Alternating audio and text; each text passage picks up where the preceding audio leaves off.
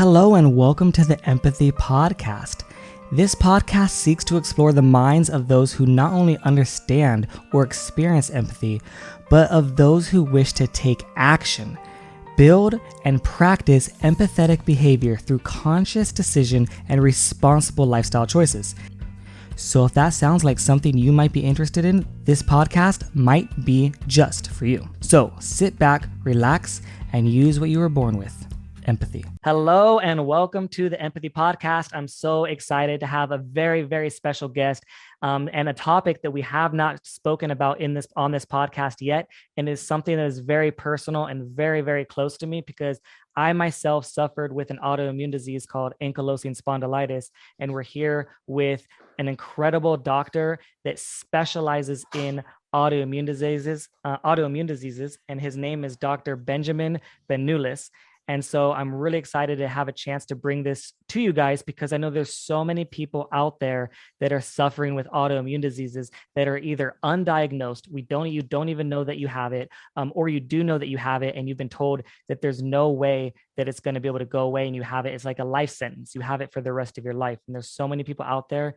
And so with the theme of this podcast is we're always trying to do the very best that we can to get this information out to you, to help you be as informed as possible when you're making decisions in your life. So Dr. Ben, so if you could speak to us a little bit about what was your life like before you were diagnosed with an autoimmune disease?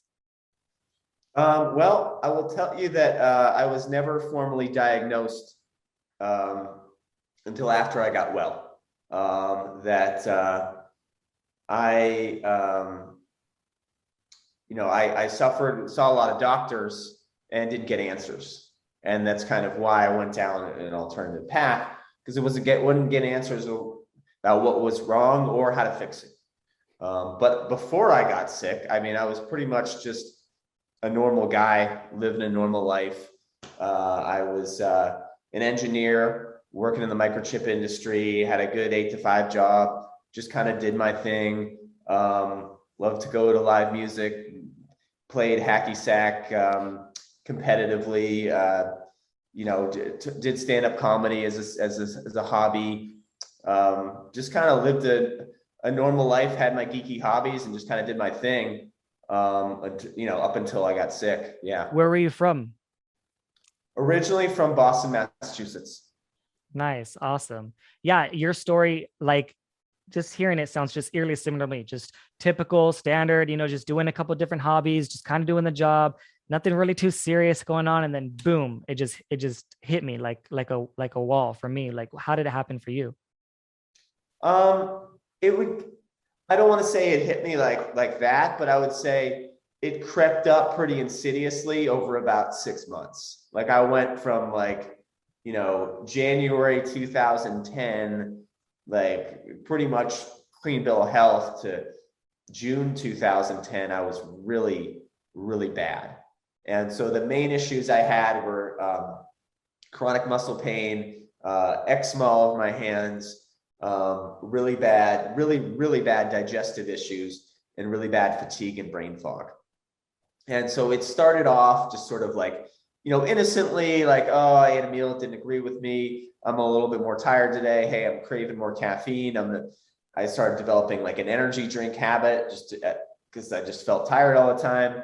And then it developed into full blown, in pain every day. Every meal I eat hurts. I'm knocking back 3 monsters just to get through the day, and then I'm sleeping all weekend. That was what it kind of eventually ballooned into. It took several months. Wow, that sounds like a lot of what my dad was going through before, he ended up passing away, but he was never diagnosed with anything. So what ended up happening as far as what was it called? What was the name of it? It was called myalgic encephalopathy. Wow. And how common is that? Is that one that's pretty common or one of the rare ones? I think as far as getting it diagnosed, it's pretty rare. But I think it's actually just talking with people and having done this work for a while, it's actually pretty prevalent. Yeah, absolutely. So what did the doctors tell you and what was their solution? The doctors really couldn't tell me much. I I got really, I had a lot of faith in the medical system going to it. Like I thought like, okay, I'm coming to you with problems A, B, and C, and you'll just give me pills X, Y, and Z, and then life will go back to normal, right? And that wasn't really what happened. Like I got a lot of like, I'm not sure what this is. Let's do some blood work. Let's refer you to, oh, you got chronic pain, we'll refer you to a rheumatologist. Oh, you got gastrointestinal stuff, we'll refer you to a gastroenterologist. Oh, you've got, like skin issues, we'll refer you to a dermatologist, right? So then it's like passing me on, and the numbers of doctors are multiplying, right? Like an infestation of bugs. Maybe that's a bad analogy. It's an unfair analogy, but like it was just like I was going and seeing more and more doctors who were running more and more tests, and basically coming back and saying, "Oh, you know what? Like all the labs look normal. Like you must be okay. Like good news, nothing's wrong with you." And I felt like I was like in a horror movie. I'm like, what do you mean nothing's wrong with me? Like I came to you because something's wrong with me, and now you're just pawning me off and like, oh, I did my work here and I can't find anything wrong with you, so nothing must be wrong with you. And I got very angry and frustrated. Like I really thought doctors were smart and could, use deduction and like think outside the box if it didn't fit the bill of what they thought they didn't, right? And they didn't have much time because of the way the system works. It's like they get 15 minutes with you, and then they gotta push you because they don't have time to like really think about anything. And so I just basically got the runaround for several months, like basically all that summer. Just got we don't know, and eventually I just threw my hands up and was like, because I was still getting worse, right? A couple of them had like prescribed medications to do as a trial. These medications didn't help. They had side effects. And eventually I just got to the point where I was like, I just like I'm tapping out. Like this is not helping enough with you guys. Absolutely. I can relate to that like 1,000%. And it is incredibly frustrating for sure. And there's a lot of people that are in this boat. And that's what we're here for. And I think that for you, like what changed, so at that point where you're like, I'm tapping out, like I'm not putting my faith, in that system. Like, where did you turn? Like, where did you look, and how did you find alternative information? And also real quick, your background was in the medical field, right? As well. So you understood that industry a little bit differently as well. No, not really. At this point, I wasn't a doctor. So this was my previous career. I did go to like a biochemistry pilot program in high school. So I had like a little bit of understanding. Like I had taken like a college level biochemistry course in high school. But I didn't really know. It was more of an indoctrination program than an actual education program. I mean, it was an all school. So I had some science background. So that was what kind of gave me enough comfort to be like, well, hey, I'm an engineer. I did this biotech program back in the 90s. Like, I can figure this out, right? Like I can research this and figure out a solution. That's basically what I did. I just basically went into mad scientist mode on my own, started searching Google Scholar, started just reading books, anything I get my hands on. And I was very much like, I'll try anything, right? Like I'll just, the medical route isn't helping me. I will give anything else a shot. If it sounds reasonable, I will at least try. Which, before that time, I had really thought anybody who does anything out of the mainstream medicine was quack. That they were basically doing it because they couldn't get into med school, right? But I was doing this stuff because like I couldn't get well from people who went to med school. So, and I was pretty agnostic. It wasn't like I was. It's like, oh, well, that's it for medicine. Like if they had an answer, I would have been willing to listen, but they didn't. And I was just like, let's explore this, because I wasn't willing to, just keep running through the game of mousetrap with them again. It's like, if there's an answer out there, I feel like it's going to take them longer for me going to different doctors than it would be if I just figured it out myself. And so I remember reading stuff that said, like in the beginning, like well, if you change your diet and eat healthier, more fruits and vegetables, and you stay away from processed foods, like a lot of these kind of issues can go away. And I thought, oh, well, that's nice to know, but I'm not doing that, right? Like, that'll be the last thing I ever do. Saying that rather prophetically, because I tried a bunch of other stuff and like different supplements and different alternative modalities, and none of it really got me anywhere. And so I was sort of painted into a corner. It's like, I did declare that changing my diet would be the last thing I do. Well, here we go, because nothing else works, right? It's like, and then of course it's like, when you're a kid and you're scared to go down the water slide, and then you finally go down the water slide and you find out it's really fun, and you're like, why didn't I do this a long time ago, right? So that was how it went down. Yeah. That's so crazy. It's almost like the opposite of me when I found out. Like the first thing I saw, like the first semblance of a change in helping me, because I was at the point where I said, I'll do anything to get better. I was like practically praying, and just like, please, like anything to get better from what I was feeling in that moment. That was from the cold, like the sickness from my flu actually was wiping me out at this point. And I was like, I'll do anything to get better, anything. And my anything that I first saw was diet. It was a diet change. And so it wasn't the last resort. It was my first step, and it's so amazing, to be honest. And it's true. Like even the work that you're doing now, like you just see it over and over and over, and you hear stories, from people over and over and over and over. Like you just see like people healing from so many things that you just seemed impossible, that the medical industry just says, you cannot heal from this. It's a life sentence, right? Thank you so much for watching this podcast. I definitely appreciate it. This podcast has been all about autoimmune, and autoimmune is very, very critical for anyone that's dealing with this to fix their gut, get the nutrition, get the parasites out, get the green juice in, get the nutrients in, the vitamins, all of the fruits, all of the veggies, get that in. I have a special autoimmune protocol that I created down below. It's called the Ultimate Lifestyle Transformation Plus Brain. It's the best thing I recommend for autoimmune. If you want to meet with me one-on-one, what I highly recommend is click the link down below. I have a calendar, book an appointment, choose a time that works best for you. We can meet up one-on-one and we can get to the root cause and help you feel better than you've ever felt before and get rid of the autoimmune disease, and hopefully even say goodbye to autoimmune disease. So how did you take that information and apply it? Because there was a lot of trial and error, right? How do you take that information, apply it, make it relevant to you and make it work for you? And then how were you able to help others to figure out the same path, same course? Well, it was very much a Bruce Lee approach to things, even though I didn't really understand. I had no knowledge at that time, but he said something effective like, study everything, take away that which works for you, and forget everything else, right? And I think that's very important, especially because it was like I was in new territory at the time. I didn't really know anybody else who was going through this stuff. Like I really thought I was the only one.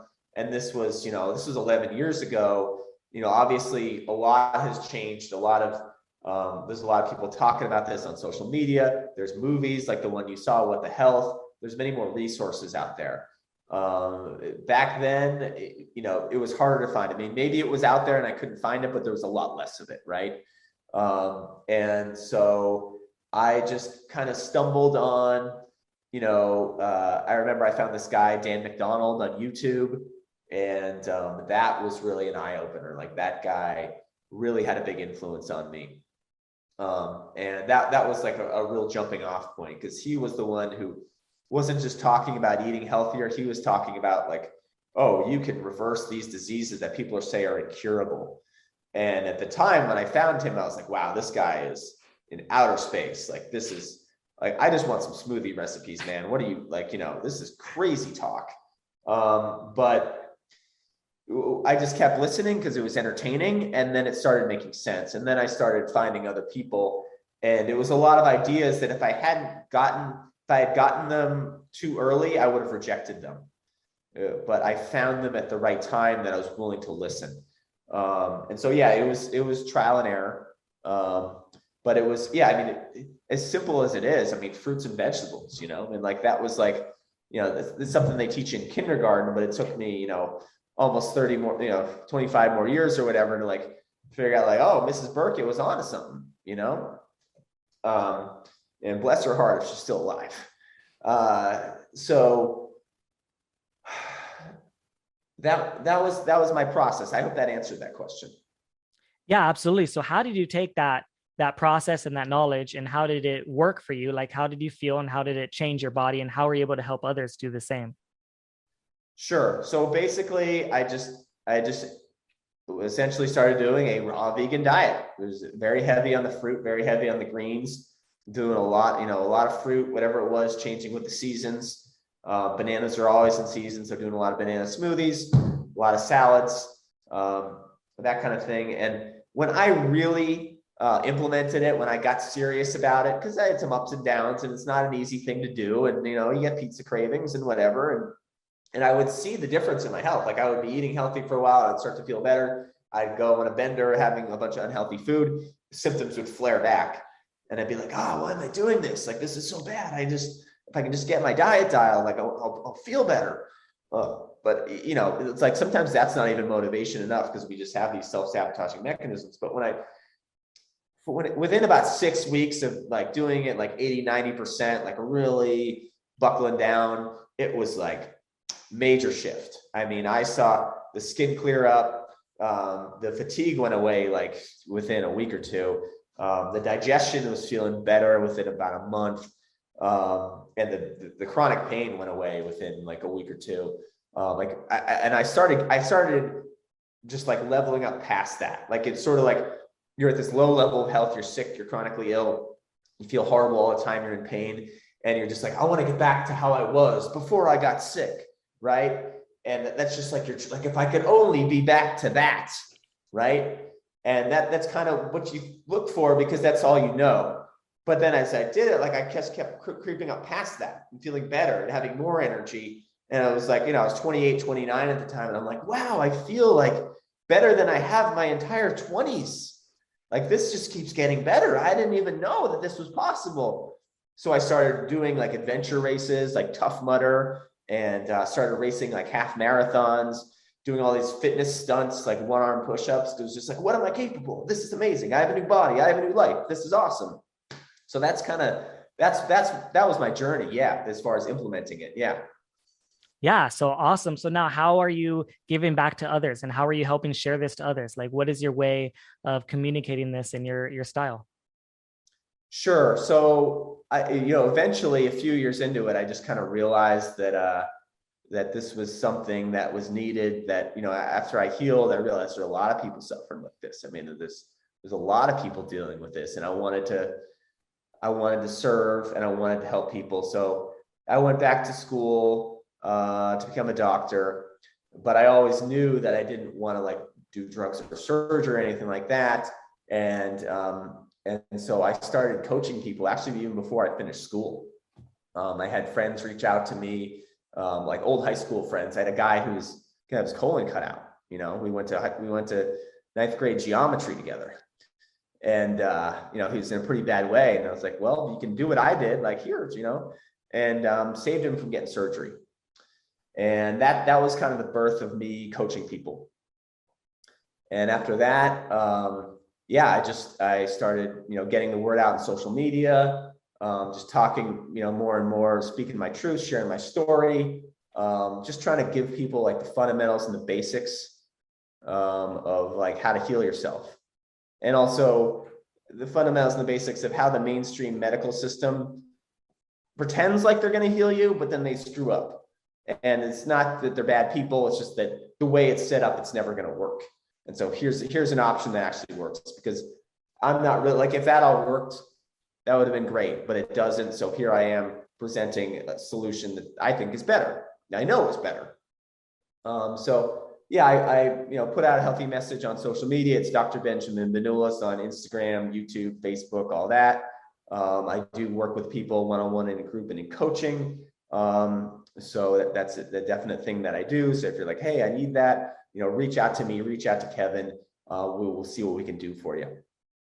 Yeah, absolutely. And so what are some of the challenges? Because I know what it's like. I know what it's like trying to get people to eat healthy foods, from where they're at, even if they know and they believe in it's healthy. What are some of the challenges in getting people to eat these healthy foods, and how do you overcome it?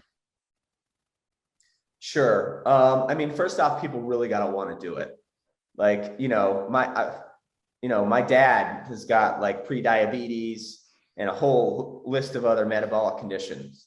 And it's like, I can never force him to do it. Like, as much as I want him to get well, I can't make him do it. Like he wants to, but he doesn't really put in the effort. And so it's like, the person's got to want to do it. And then of course they're going to run into problems, right? Like, even if you want to, like we were talking about, I still like had, these like binge eating episodes, right? Unhealthy, even though I didn't want to.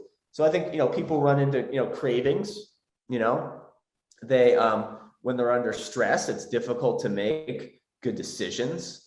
Obviously the world's not set up to eat healthy. I mean, you just drive down the street and it's like Arby's and McDonald's and KFC, they all got their vents pointed at the road. So you smell it like while you're driving by, you don't even realize it. And you're like, oh, I'm thinking Arby's. Well, cause you just got dosed with like Arby's air, right? Arby's gas. That is by design. Okay. So you really have to, like, the default is unhealth with the way things are set up. So you really have to, kind of engineer your own environment and set yourself up for success, keep healthy food in your house, and really plan to succeed, because otherwise just the world's going to get the best of you. They're like, you only have so much willpower. So it's also good to have, support and accountability, and be involved in a community of like-minded people in person. Awesome. If not, online, listen to podcasts like Kevin's podcast, find other people who inspire you to stay healthy, and keep that inspiration in your ears on a daily basis, because the world's going to program you the other way, so you gotta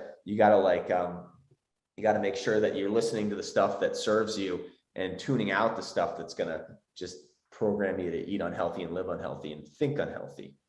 Definitely. So do you feel like when you are working with your clients one-on-one, these are some of the things that you're talking about and coaching them through and working them through? Oh yeah, absolutely. It's funny. It's like you said, pretty much like knowing what to do is not that hard, right? It's like you can give anybody a grocery list or a meal plan or recipes or whatever. Them implementing it is a little bit different. And a lot of times people are working with me and they're like, Dr. Ben, like, I thought we'd be talking about like recipes on these coaching calls, but like, we're talking about like my childhood trauma. Like, I had a guy today who told me that like, when he was a kid, his parents didn't really speak English very well. And like, they had him right after they'd had his older sister, kind of by mistake. Like, they weren't trying to conceive and they had him. And so when he was young, his mom was trying to explain to him, you're a mistake. Like, you are a mistake. But he like internalized that as like, I'm like a bad person. I don't deserve to be happy and all this other stuff. I'm a failure. I'm worthless. It just snowballs. Yeah.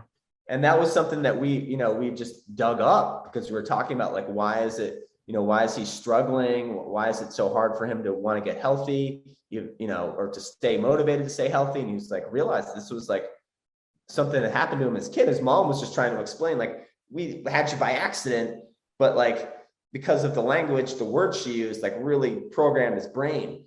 So that's the kind of stuff that like comes up, limiting beliefs that we have, that like, as much as we want to be healthy, like we parts of us feel like we don't even deserve it, or it's not achievable, right?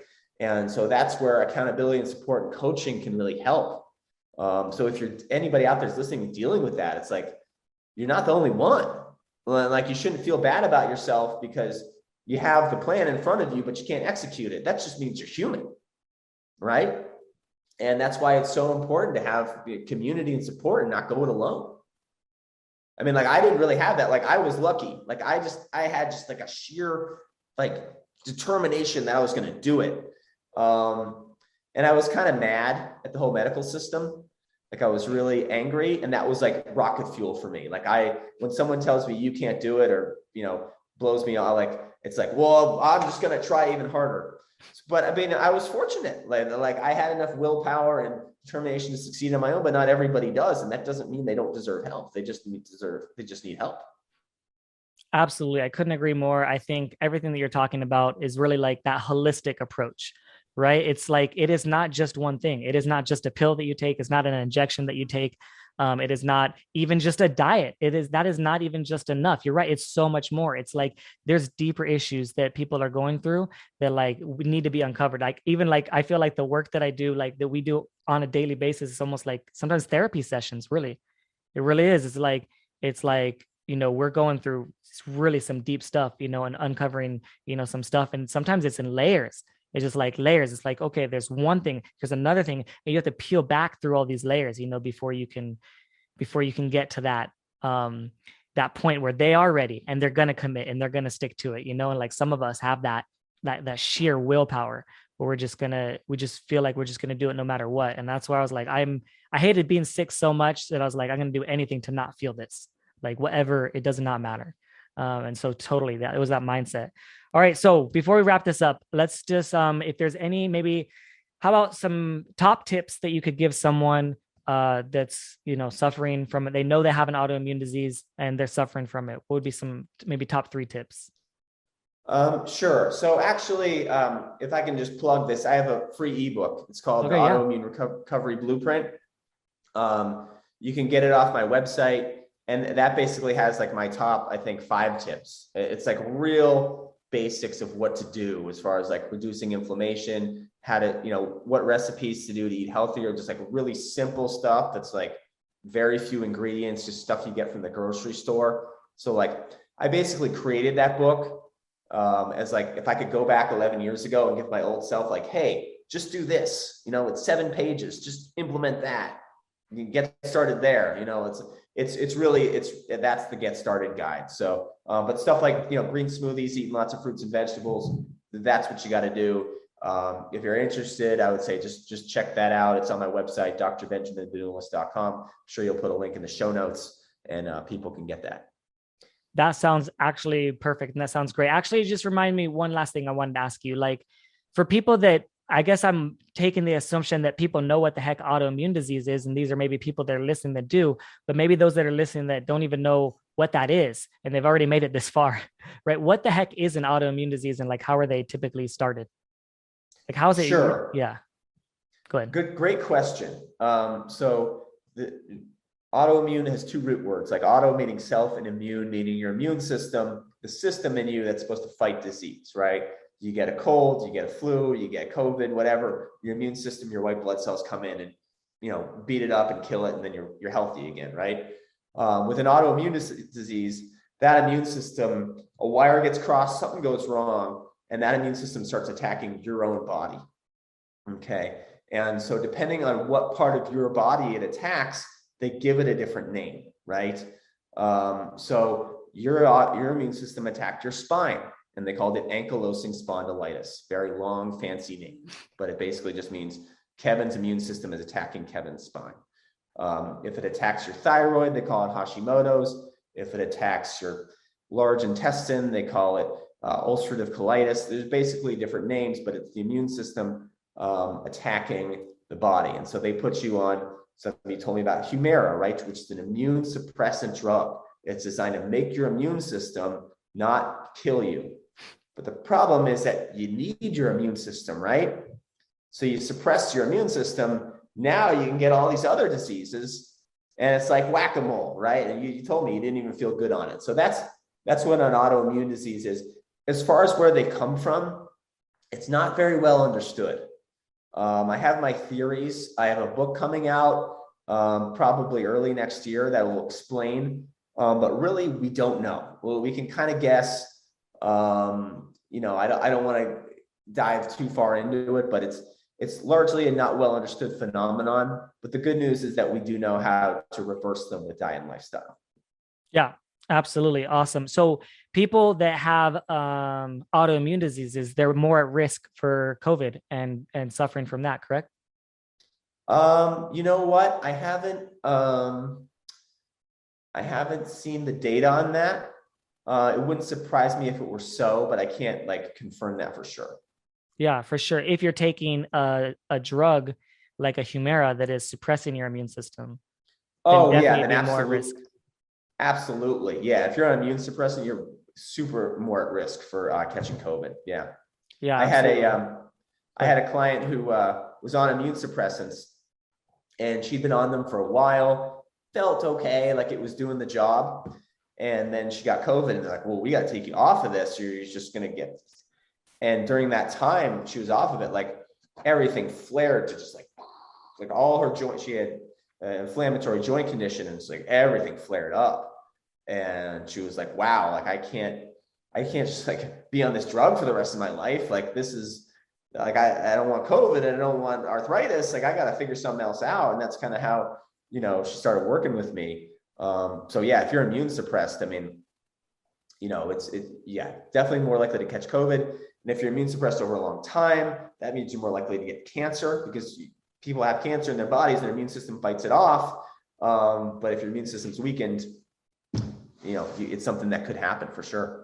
Yeah, absolutely. Okay, so everybody definitely go to Benjamin's Instagram. I'll definitely link that in the show notes and everything, and I'll put your book there as well. I would like to recommend you a book. I'll send you one as well, or anyone that wants this that's listening. There's a book that I think you would really like on autoimmune diseases, and but what the theory this book says on how it originated and what causes it. But it's an amazing book called The Toxin That Came to Dinner. Absolutely love that book. Have you read that one?